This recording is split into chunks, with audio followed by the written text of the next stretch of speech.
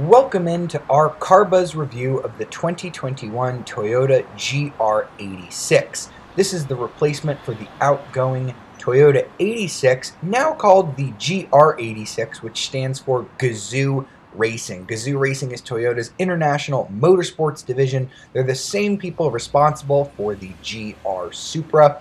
Now we're going to start with an exterior walk-around of this car, starting with this red premium example. The GR86 is going to be available in two trim levels, all of which are going to have standard LED headlights. A very nice looking headlight, I might add. You do have your GR badge here on the grille, and if you look at the grille pattern, you're going to see little G shapes in there, which is an interesting little touch. Moving along the side, we see that the overall wheelbase is actually a little bit longer than the Toyota Supra, but the overall length of this car is actually shorter. I think that the new GR86 is a very attractive car, especially finished in this new red called Track Bread. Very clever name color. We've got the 19-inch wheels wrapped in Michelin Pilot Sport 4 tires. You're going to get a different tire, a primary HP on the base model, which we'll take a look at later. And instead of an 18-inch wheel, you're going to be getting a 17-inch wheel. I happen to like the look of these black 18-inch wheels a little bit better. Also on the premium model, you're going to be getting a slightly different rear end. The taillights remain the same. I think they're very cool. I like the connected bar there, but you do get this added duckbill spoiler that adds a little bit of aggressiveness. I think that looks really cool, and you do have nice dual exhaust pipes sticking out of the bumper, giving this a very sporty, very low, very wide appearance. I love what Toyota has done here with the styling, both on this premium car and the base model. So that was the premium trim GR86. Let's go ahead and take a look at the base model, here finished in Halo White. As you can see, the front end still looks very attractive. We have the same LED headlights that we had before, the same GR badge right there, which stands for Gazoo Racing, as I said earlier. I think this car is still pretty attractive. You still get the functional air vents right here that lead past the tires to help cool the brakes on the track, and they do exit out here. These are functional, as Toyota says. These are your 17-inch wheels wrapped in primary HP tires. They are not going to provide nearly as much grip as the Michelin Pilot Sport 4, so if you like doing a lot of tail slides, if you like squeaking the tires at every stoplight, this might actually be the GR86 for you, and of course it is going to be less expensive.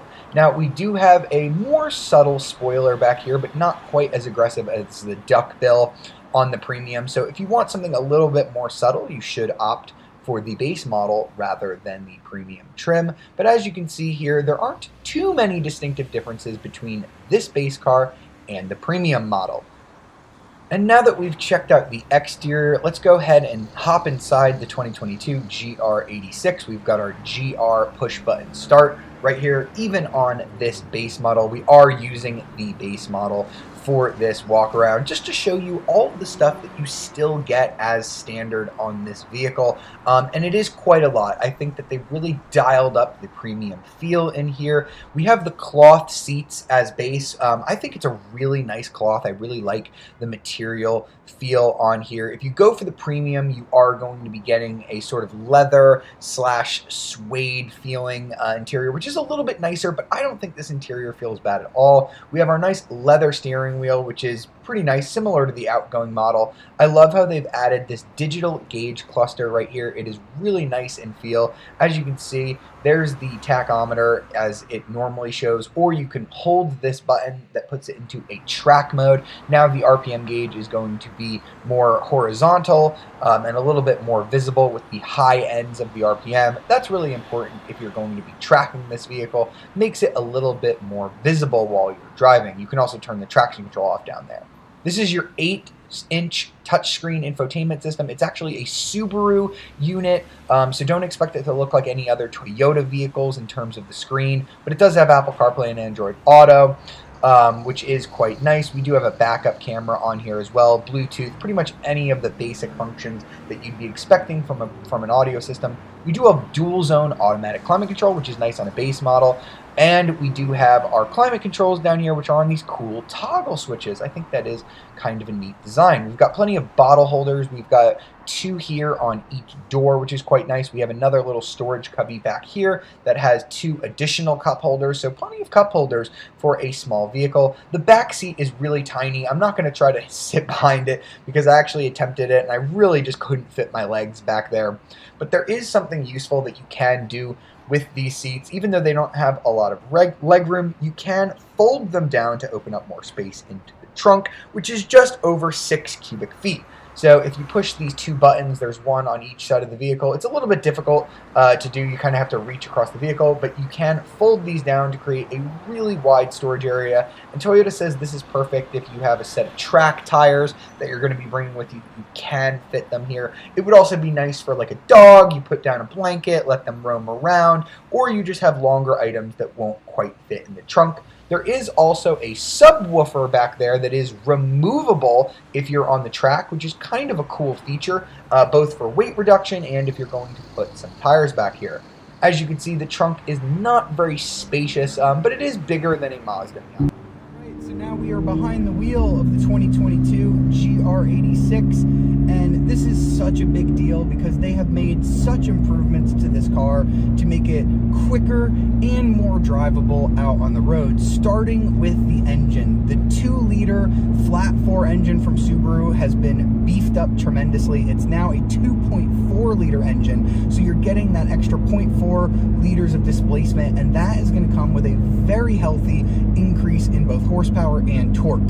So the old car produced 205 horsepower and 156 pound-feet of torque. This new car is up to 228 horsepower, significantly more, and the big important difference is 184 pound-feet of torque. So the old car, when you were driving along and you weren't at high RPMs, it felt really sluggish, but in this car, I'm going to go ahead and drop down the gear, it just feels like you have so much more punch to it. You don't have to drag it out quite as much as you did in the old car, and that's because they've improved the torque curve as well. The new car generates peak torque at just 3,700 RPM, but peak power doesn't come until 7,000 RPM, so you still want to have some fun on this manual transmission and you still want to rev it out. Now again, it's not a super quick car. With the manual transmission that we're driving here, you're going to hit 60 miles an hour in about 6.1 seconds. You're going to be about half a second slower with the automatic. Get the manual, people. This is such a good gearbox. This is one of the all-time best manual gearboxes I've driven. Short clutch, very easy to daily drive, but the notchiness of the transmission just makes you want to just shift over and over again, even if you don't really need to it. It's just an absolute joy to drive. I really love the manual transmission. I have driven the automatic today as well, and I will say it's a pretty good automatic. It's also a 6-speed.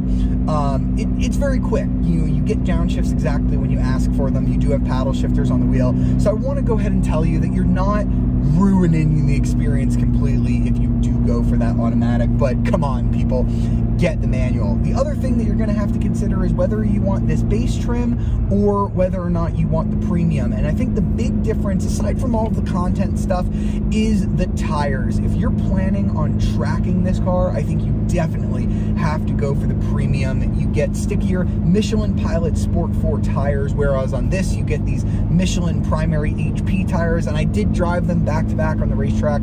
This feels a lot more loose, a lot more squirrely, so I don't know, if you like sliding around like crazy and doing drifts everywhere, maybe get the base car. But if you like grip and that feeling of stability, I think that you should definitely get the premium car.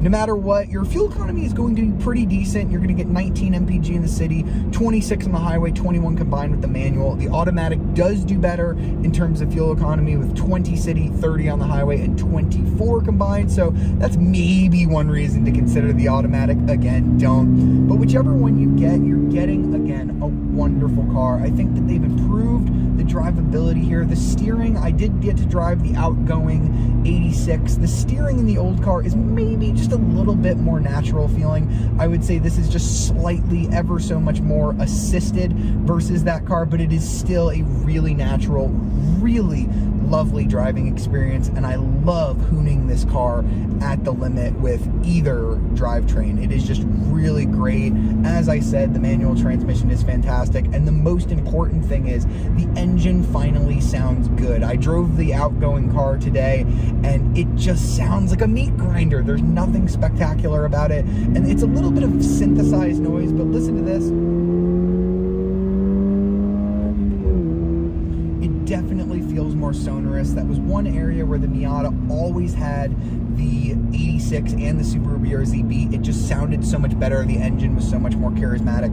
I think that Toyota has finally taken care of that issue, and that is a big deal because a lot of people don't like the Miata because it's small and impractical and they don't want a convertible, but that engine was just so much better in the Miata. Now you finally have an engine in the GR86 that feels worthy of the rest of the driving experience, which is still fantastic. This is one of the best sports cars you can get, and I'm glad that it's really affordable. So that was the 2022 Toyota GR86. This is still one of the best sports cars money can buy. I absolutely adore it. I think that Toyota has done everything they needed to do to improve on the old model. The interior is nicer, the engine sounds better, and it finally produces more torque, making it more usable every day out on the street. We still don't know pricing information. Toyota says that the car is going to start just under $30,000, but if we look at the Subaru BRZ pricing, that's going to start at $27,995 before destination for its base trim, and they are going to be doing a limited trim, which is pretty similar to Toyota's premium trim, for $30,495. So with that in mind, I think I would finally consider one of these over a Miata. Personally, I love the two-seater convertible layout of the Mazda Miata, but if you want something more practical that is technically probably going to be better on the track, I think that the 2022 GR86 is an amazing sports car for entry-level enthusiasts and something that you should absolutely consider.